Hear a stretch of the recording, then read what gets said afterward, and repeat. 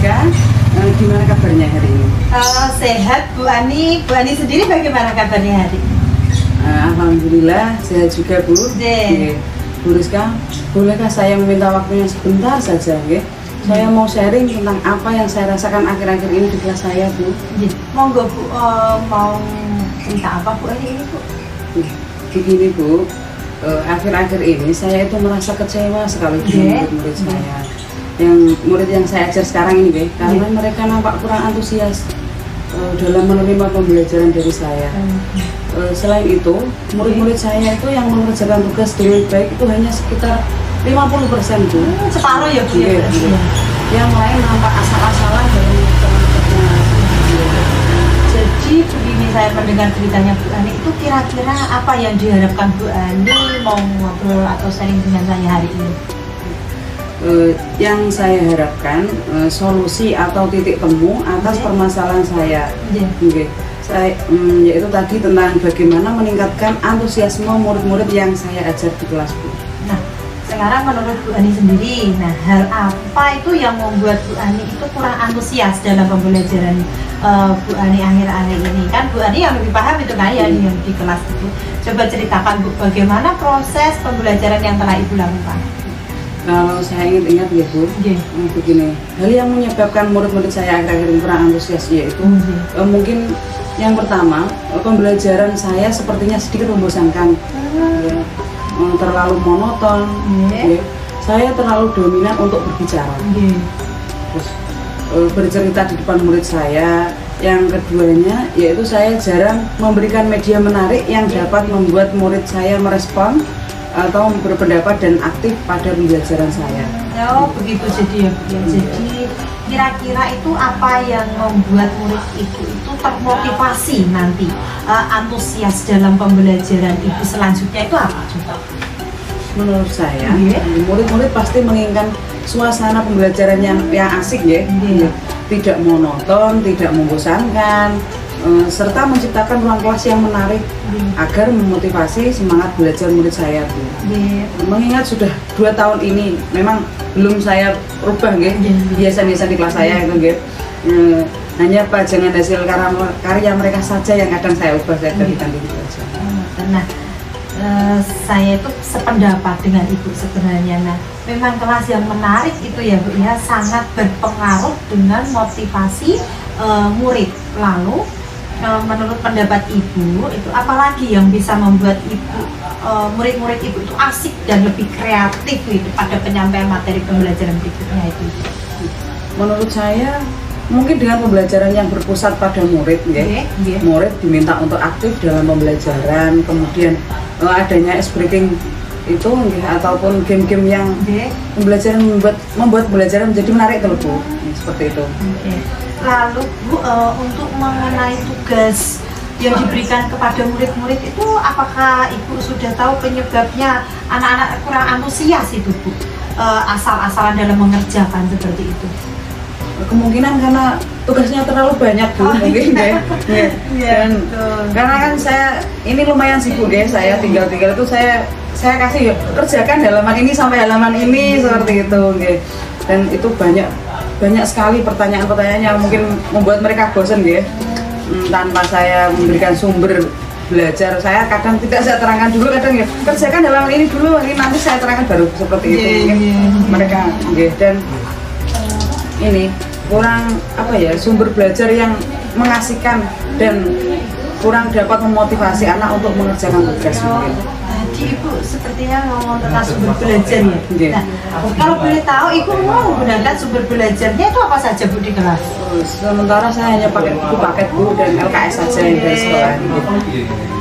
Adakah sumber belajar lain Bu selain buku teks yang Ibu gunakan tadi? Saya pikir banyak Bu, tapi saya jarang menggunakannya Sepertinya ada video-video itu ya Bu, yang dari YouTube, dari TikTok, itu yang dari internet itu Bu, banyak sebenarnya. Nah, betul sekali Bu. Saya tuh yakin sekali bahwa di sini Ibu itu menggunakan berbagai macam sumber sebenarnya. Nah, pasti akan membuat murid-murid antusias itu nanti Bu dalam pembelajaran. Jadi sekarang saya tanya, rencana ibu itu mau menyelesaikan masalah ini bagaimana? Yang pertama, Oke. saya merencanakan saya akan merancang pembelajaran yang mengasihkan. Ya, mungkin dengan menggunakan sumber belajar yang beragam seperti video, mungkin dari YouTube dan dari TikTok, atau bisa meminta murid saya mencari sumber belajar yang sekiranya mereka bisa paham sendiri itulah Bu. Terus kemudian yang kedua, saya akan memberikan tugas tidak terlalu banyak. Kemudian tugasnya yaitu sesuai dengan minat dan bakat murid-murid saya. Istilahnya saya akan melakukan pembelajaran diferensiasi sehingga murid tidak terkesan dipaksa, tetapi mereka memang senang mengerjakan tugasnya. Misalnya menggunakan bentuk drama, lagu, puisi dan sebagainya. Nah, ide ibu itu sebenarnya sudah bagus sekali Bu, benar. Nah, kira-kira itu ada hambatan atau kendala nggak Bu yang mungkin akan ibu temui itu nanti? Nah, ketika ada ataupun ada itu ibu yang akan lakukan untuk meminimalisir kendala tersebut itu apa Bu? Banyak sekali Bu, sepertinya kendalanya yaitu seperti wifi. Wifi. Di tempat saya itu kan wifi-nya ada Bu, tapi nggak tahu nek musim hujan begini tuh kadang datang kadang pergi kan, seperti itu. Terus serta jumlah laptop juga kadang kan. Saya di sekolah saya tuh hanya ada 3 laptop, itu pun terpakai semua. Nah itu terus saya mungkin saya nanti akan menggunakan hotspot saja Bu, ya apa ya istilahnya korban sedikit lah, melakukan pembelajaran yang berkelompok dalam menggunakan media laptop nanti.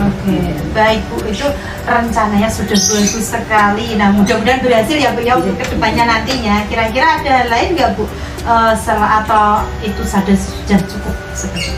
Mungkin saya juga akan selalu mengingatkan kembali Bu tentang keyakinan kelas yang telah disepakati, ya tentang kedisiplinan dan mengerjakan tugas. Nah, iya betul Bu, memang anak-anak itu sebenarnya perlu untuk selalu diingatkan tentang keyakinan kelas. Agar apa? Agar mereka itu senantiasa ingat dan tidak melakukan pelanggaran terhadap keyakinan kelas tersebut. Nah, rencana kapan ini akan dimulai Bu? Dan kira-kira dapat terlihat hasilnya itu setelah kapan?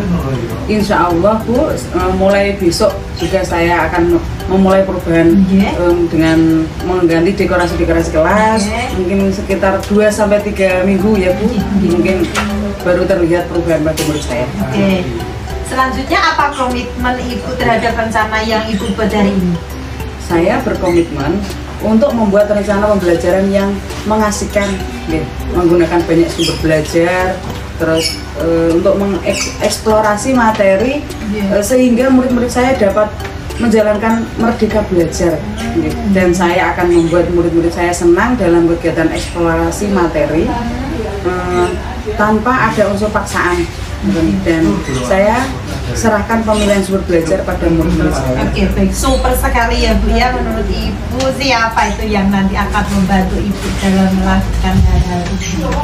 Tentunya yang bisa membantu saya adalah rekan-rekan guru saya, yaitu seperti guru bahasa Inggris, guru PJOK, guru agama.